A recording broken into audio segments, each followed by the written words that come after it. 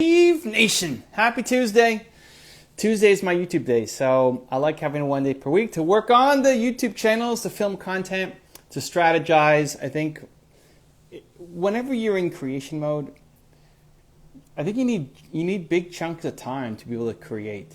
You know, I think when you feel really rushed, I think one of the biggest problems people have when they're making content is you feel rushed. There's no dedicated time in the calendar. You kind of hope that it happens, and then it never happens because, you know, if you magically hope for something to appear in your calendar, it's just the time never is there unless you actually create it, right? Like this live would not be happening if it wasn't in my calendar. I said I'm going to go live at 2 o'clock Eastern.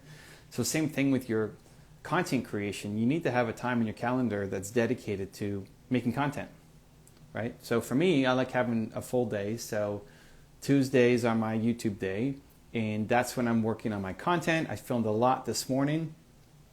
Some fun videos coming your way. Stay tuned.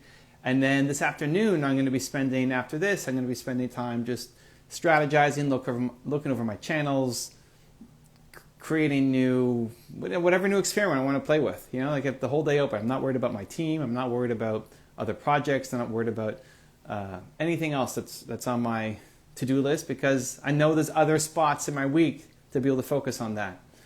The second benefit of having it is you get into a flow.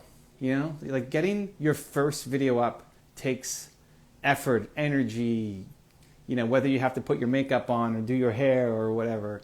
You know, it takes energy to get that first video, to summon the vibe and the energy and the courage, and like everything to get in the right zone takes some energy. But then once you're there, it's easier to stay there, right? Once you make one video, you can go make 5 more in the same time that it took you to make that first one.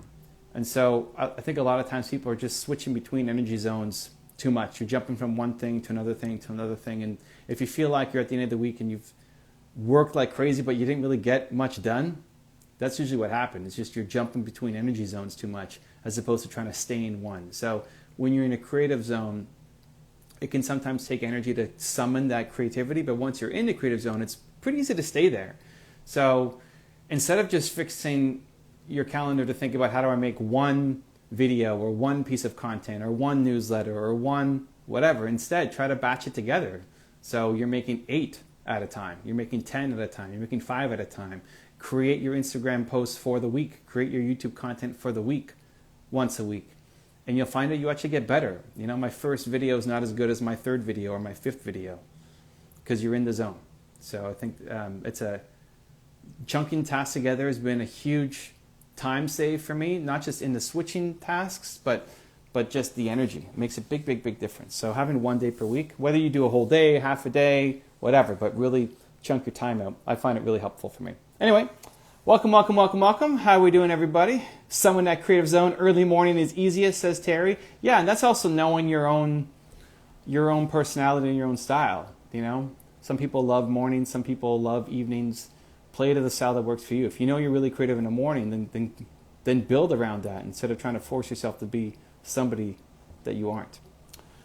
So anyway, let's get some Q&A. You guys have questions, pop it below.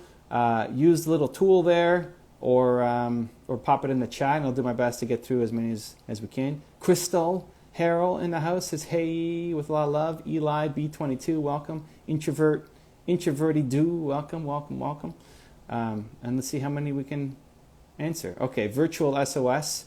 How would you call a YouTube channel to inform people on lung emphysema? I just got this diagnosis and want to share everything I'm learning about this. I honestly wouldn't worry so much about the name. I love that your default is to share, because when you go through something like that, the feeling like you're alone sucks. You know, the feeling like you're about to go on a tremendous journey.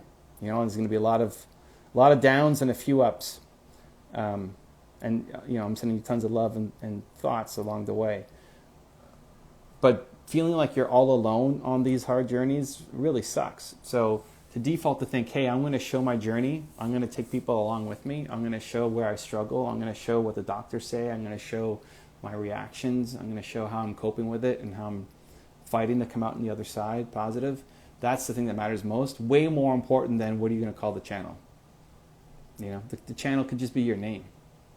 The name is whatever you make it to be, right? As long as it's not something that means something else. When you think about naming, just don't call it something that people have an established connection to. So, like if you called it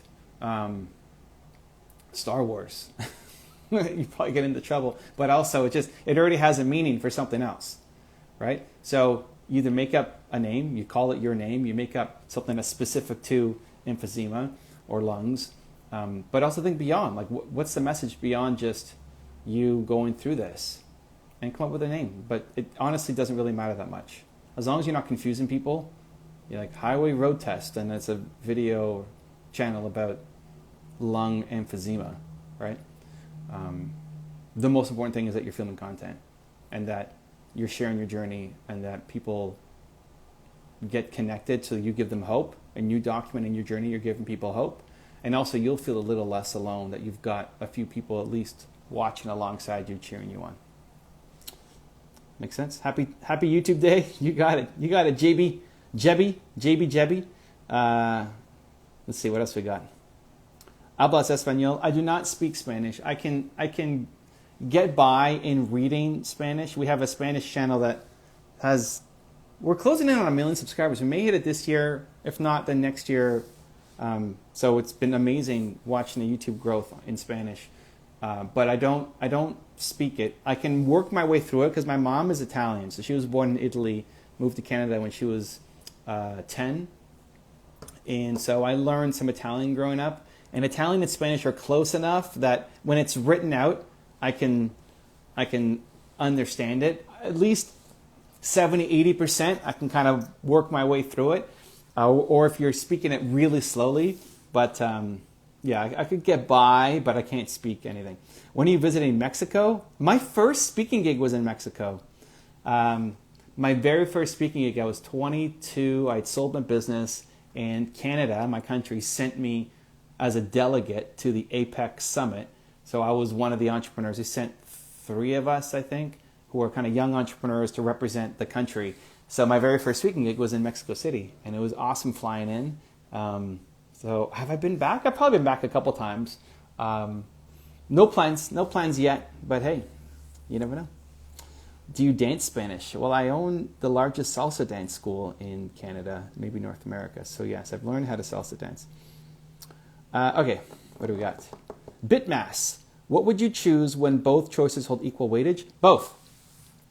Like, this is one of the greatest things that you can ever teach yourself, is to stop seeing the world as this or this. It's and.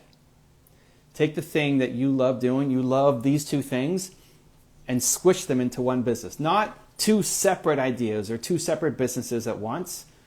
One business. If you look at what I do, compared to a lot of the people that I work with, right? If you look at my channel versus Gary Vee or Grant Cardone or Tony Robbins or whoever you look up to and love, they are only sharing their message. And they might have a guest on, interview or whatever, but the channel's about them. I've never needed the channel to be about me. I've reluctantly come forward more because people kept asking me about my story and my advice. But I love shining the light on other people, but I also like sharing my own stuff. And so I mix it. And it's in that mixing that I'm different. Most people try to pick one, and your friends will tell you pick one. First off, if you listen to your friends, look at have they done what you want to do, right? Most people give opinions based out of love still, but it's like they haven't done the thing that you're trying to do. So don't listen to their advice. Listen to people who've done the thing that you're trying to do. When you can mix those ideas together, it's how you stand out. Let's just play this out. If you like one thing, and you like something else, right? We got these 2 ideas that we both like. Okay, if you only do this, one, you're always going to miss this. You're like always going to have that little bit of regret. Always going to I wish I did this. Or you're always going to be pulled a little bit in this direction because this also feeds you. And 2, you're never going to fully win here because there's people who just love this thing as the main thing, right? It's like, this is what I want to do. You're going up against people who love this thing. And so you'll never be number 1. Because you just don't love it enough. And same thing, if you only pick this one, you're going to miss this thing. And other people are better than you at this thing. But when you can mix these things together, James Altucher calls it idea sex, which I like. So when you can mix these things together into a business, now you're unique. Now you're doing something that nobody else can do. So when people say, hey, Evan, people are, every week at least, multiple times per week, I'm getting emails from people or DMs from people to say, Evan, this person's copying you. This channel's copying you. This channel's doing the same thing. They're doing top 10 rules, whatever. It's like, I don't care. Like if the best that you're going to do is be a junior Evan Carmichael or Mel Robbins or Oprah Winfrey, that's not how you win. Like you don't win by being the Elvis impersonator. You win by making your own original art. So what are those two unique things you're going to smush together? So the answer is and. Not two separate businesses though, one thing combined. You can use it in a way that nobody else has done it before. Make sense? All right, what else? Pop it below. What do we got? How to stay motivated? It starts with you actually loving the thing that you're doing. A lot of people, when they ask this question of how to stay motivated, well, they don't actually like what they're doing. They're attached to the outcome. You want a certain result. You want X dollars in your bank account. You want something. You want some goal, which is great. It's good to have goals. But more important than the goal is actually liking the work that you're doing. Right? If you look at how many videos have I done, guys, like 10,000, 12,000 videos, I don't know, it's something crazy by now.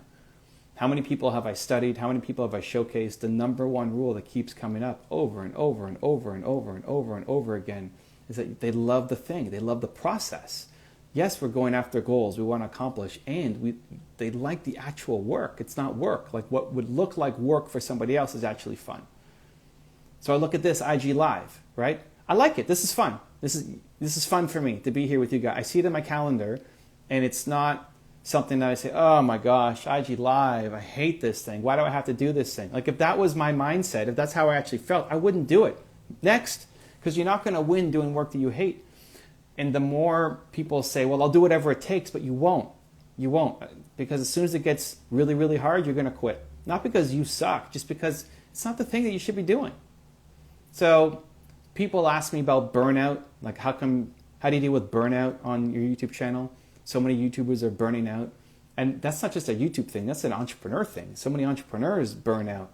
Well, big reason why is because you don't actually like the thing that you're doing. So of course you're going to burn out. If you had me doing, engineering work, I'm going to burn out in 20 minutes. Or counting, I'm going to burn out in 15 minutes. But this, I love it. Like I'm going to leave this live with more energy than I came in with. You guys are feeding me. You're giving me more energy. Hopefully I'm giving you some too. It's a nice energy exchange. It's the 1 + 1 = 4 by us being together here today. So that's why it's easy to keep going, because I like it, right? The second it feels like work, you're probably doing the wrong thing. You need to adjust. So a big part of staying motivated is just actually doing work that you enjoy. Do you actually like what your calendar looks like for the rest of today and tomorrow? I'm about to spend more time on YouTube this afternoon. How many days have I spent on YouTube? How many hours, how many collective hours have I spent in the past 12 years looking at YouTube data and analytics and making content?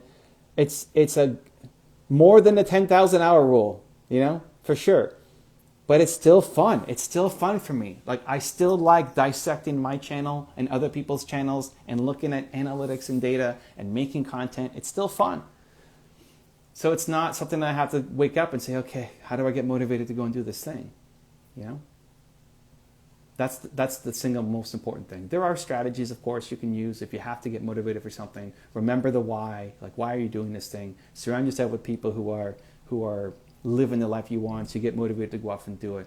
But the most important one that people overlook is you just don't actually like the thing. So stop doing it and focus on something that you do love. We'll make the biggest jump. What else we got? Some questions in different languages. I don't speak that language. English is the easiest for me. I could get by in French, Italian, Spanish, but if you could try to put it even in broken English, we could probably figure out how to do it. Okay, what do we got? Oh, response couldn't be shared. Okay, sorry about that. I don't know why. Let's pick another one. Okay. What's this one? I am Samson Lawrence. I am Samson Lawrence. What habits are really important to keep the focus in business? The most important habit is that you're doing something every day to help you feel bold. I think people talk a lot about morning routines and they're super important. And chances are, if you're here, you have a morning routine, right? I think most of the world doesn't have a morning routine. I think most people wake up like an accident. You pull out your phone and you start responding to other people's emergencies. You start looking at your email and your texts. And what is it? Is other people who are telling you what's important to them and trying to make it your emergency. Like their emergency becomes your emergency. And then when are you living the life that you want? Like you're not. You're just living your life responding to other people. Chances are, though, this group, if you're here watching, you have a morning routine. The problem for achievers with morning routines, though, is that most of the time you're just checking the box. Most of the time you're just saying, okay, prayer is a part of my morning routine, or watching a video is a part of my morning routine, or reading a book is part of my morning routine. You've got it. And so you watch the video. You watch my Espresso series or Top 10 series or whatever. And the achiever in you says, yes, check box, I did it. But then you don't actually feel bold or powerful or inspired by the end of it because you're watching the video, but you're doing something else. You're brushing your teeth. You're making your breakfast. You're daydreaming about something else. You're distracted by something else. And so the achiever in you checks the box to say, hey, I did it. But by the end of the routine, you're still not feeling bold, powerful, confident, alive, unstoppable. And so then you don't go and have a great day. And you think, well, what's wrong with me? Like I did my morning routine. You weren't doing it with intention. And so the point of a morning routine, and I think is the most important single habit that you can do, the best habit you can build is the thing that helps you have belief in yourself to go off and have a great day, whatever that looks like for you. If you started the day, nobody wakes up. I don't wake up. Tony Robbins doesn't wake up. Nobody wakes up and says, I'm unstoppable today. Here we go. Let's have a fantastic day. No, I woke up. I'm a little tired. I woke up in the middle of the night last night. And he's like, what day is it? I don't even know. Right? It's like, okay, but I need to have a great day today. How do I do that? It's the habits. Successful people wake up just the same as you do, but they have different habits. And they're more consistent and they're more intentional in those habits. So the best thing you can do, the single best habit is you have your morning routine. If you're not feeling bold, the point of a morning routine is to feel bold, courageous, empowered, inspired to have a great day. By the end of it, you have to feel that or your morning routine is broken. Either something is missing that you have to add into the morning routine, or most likely is your morning routine actually does work. You just didn't do it with intention because you were getting distracted and you were daydreaming or doing 3 things at once because you're an achiever instead of actually just focusing in on like, no, this part here is important. I need to actually watch this video with intention or listen to this audiobook with intention or pray with intention or whatever your thing is that makes you feel bold with intention so that you feel the feeling. If you don't feel the feeling, you have to go back and do it again. That's the most important habit you can build. There we go. That's a fun one. Thank you, Samson. Okay, what do we got? Salvatore, who's your top picks of motivational speakers? Ooh, Young Les Brown, I think is number 1. Young Les Brown, I don't know. Nobody touches Young Les Brown. He's just got the fire, the storytelling. Les Brown now is still great. He hosted me on his show not too long ago, and I'm still a fan. I'm such a man. Like he's in his 70s and still doing it. I love it. That's what I'd love to still be doing. I'm 41. In 30 years, I want to still be doing this. Still be showing up in the Instagram of the day, the hologram version beaming into your living rooms, spread and believe. So from a longevity perspective, I love what he's doing. Tony Robbins too. Obviously, he's 60 something, still doing his best, still touring, still doing his shows. But yeah, my top pick is young Les Brown. Go watch the Georgia Dome video. Les Brown, you got to be hungry. That speech will get you fired up if you haven't seen it already. Okay, what do we got? This is fun. There's so many great people, but young Les Brown for me, it's it. He's 77. That's what Crystal says. Wow, it's crazy. Dude is 77. He's still speaking, still dancing on stage, still has passion, energy. It's inspirational to me. Okay. S of K23. I'm 2 years into my CS degree, but I still can't seem to love it. Do I quit and waste 2 years in a process or find a way to love it? No, you can't. You don't find a way to love it. Instead of thinking about wasting 2 years, it's not you like think about wasting 20 years of doing computer science and hating the rest of your life. You know, like imagine the next 20 years of your life, you're still doing this, you're still barely further ahead than where you are right now, and how much you're actually going to hate your life if this becomes your life. And use this as a chance to go off and figure out what you actually love doing. You know, like look at here, I got Steve Jobs on the wall. Here's a great example of he was in university and he dropped out of university because he didn't love it. And he dropped in on calligraphy classes, writing, fonts, like how to come up with unique fonts.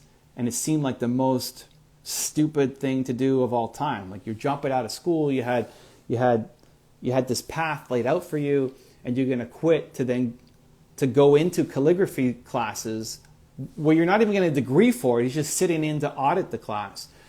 But then when the Mac came out, the very first Mac, it had beautiful fonts. It was the only computer at the time that had beautiful fonts.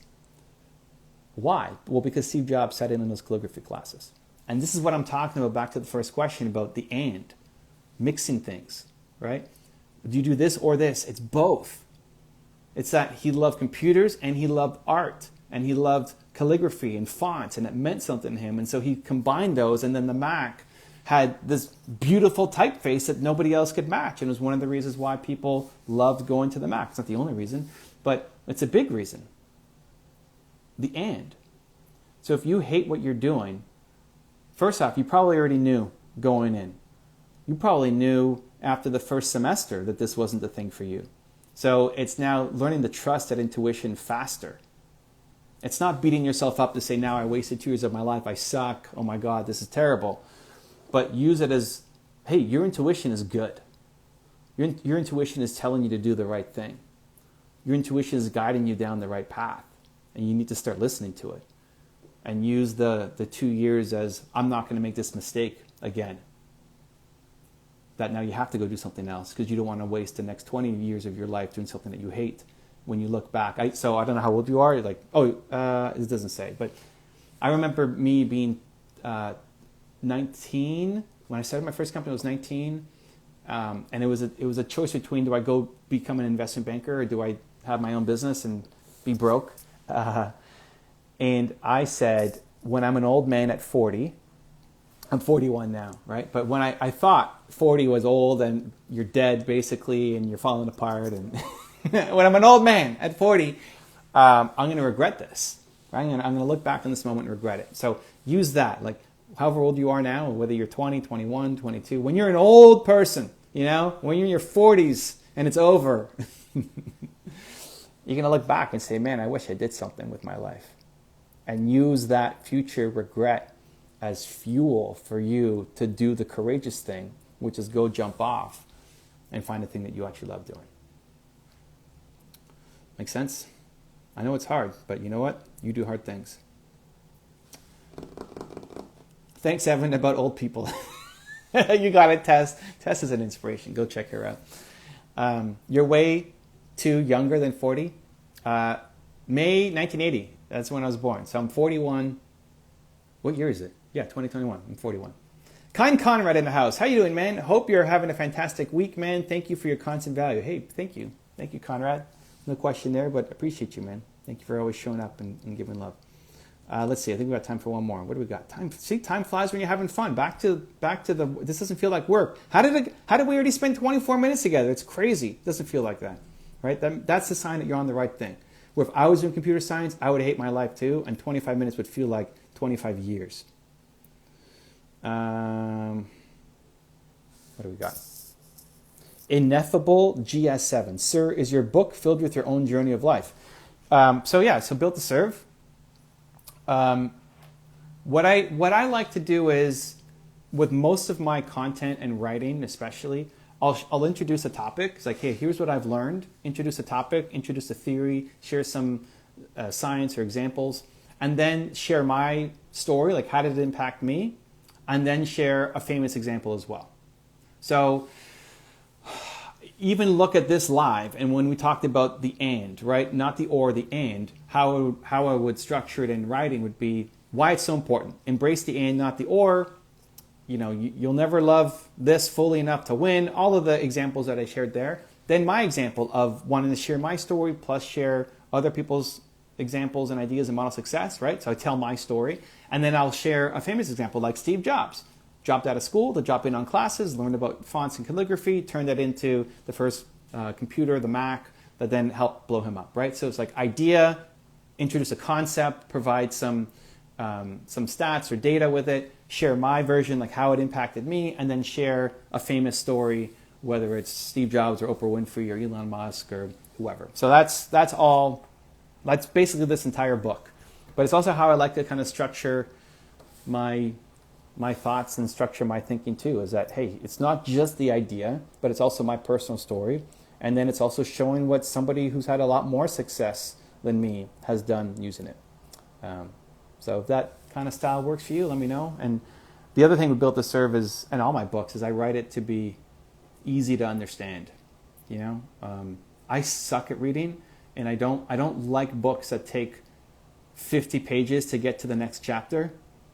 I want bite size. I want to be able to put down the book whenever I want and pick it up again. I don't want to. There's so many books I remember reading where you read 4 pages, 5 pages, and it's like, what did I just read? I don't even remember. Was I even reading? And you flip back to go 5 pages back again. I don't know if that happens to you. That happens to me all the time with some of the really dense books. Like, I don't even know what I just read, and I have to go back and do it again. So I designed the book for people who might be slow readers, or if English is your second language, where this is one of the biggest fights I had with my publisher was, okay, let me show you. I know we got to run, but okay, so there's pictures and stuff, right? But it's great. So look, this is me in Mexico. That was my first speaking gig. Oh no, wait, hold on. Was that it? Young Leaders Forum. Yeah, this is me in Mexico. So that's me. Look at that hair. That's me at 22. That's me graduating from university. Anyway, so this is page what? This is page 79. See how easy that is to read? So it's what's your why? There's a quote, and then there's easy to read, like bolded, tight paragraphs. And then I'm going to flip the page. Okay, then it goes to here, and then it goes to here, right? So I wanted a new heading like this. It looks like it's a new chapter every second page. So when you flip the page over, there's a new chapter. And so you can start and stop whenever you want. This was you wouldn't believe how much of a fight I got into with both my publishers for Your One Word and Built to Serve for it. It's like, yeah, but it doesn't read like a book, like it needs to be long chapters, and you need to have 30, 40 pages in a chapter. It's like, I hate those books, so I don't want to write that book. I want to be able to write a book that I can put down, that I'm not kind of. Have you ever flipped through a book and it's like, oh, how many more pages until this chapter is over, right? And then you feel like you don't want to put it down in the middle of a chapter, but you got to get to the anyway. So I didn't want to write that book that would stress people out, or at least people like me. For the people who can read a book in a day and get everything, that's just not me. I'm a slow reader.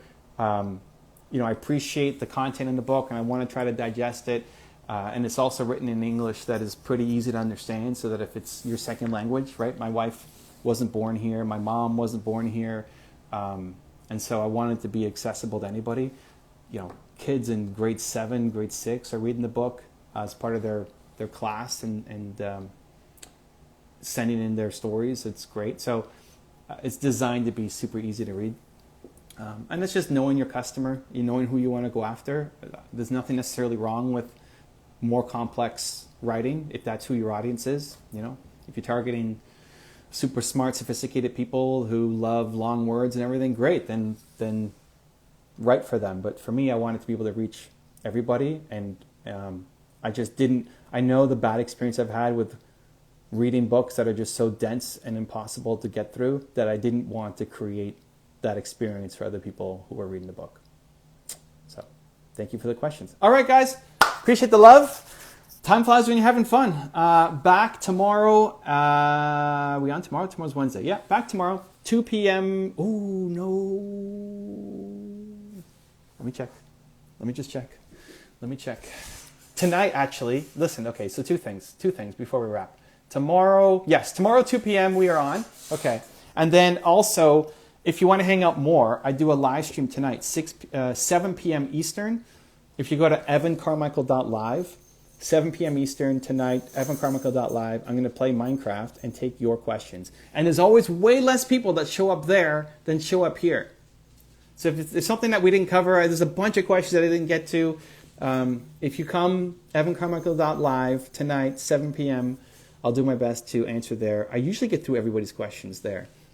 So hopefully I'll see you there. If not, have a fantastic Tuesday. Make it count. Take the energy from this and pour it into something amazing that you're going to create. Give yourself permission to say yes, to do that bold thing, to launch, to build momentum, to suck at the beginning. Like, use the energy from this to actually go and create, because your intention is good, because you can, and because the only thing you're missing right now is momentum. You've got the heart, the care, the passion, desire, the knowing that you could be in a better spot and that you can impact and serve more people and make more money for yourself, your family, your community as well. The only thing missing is momentum.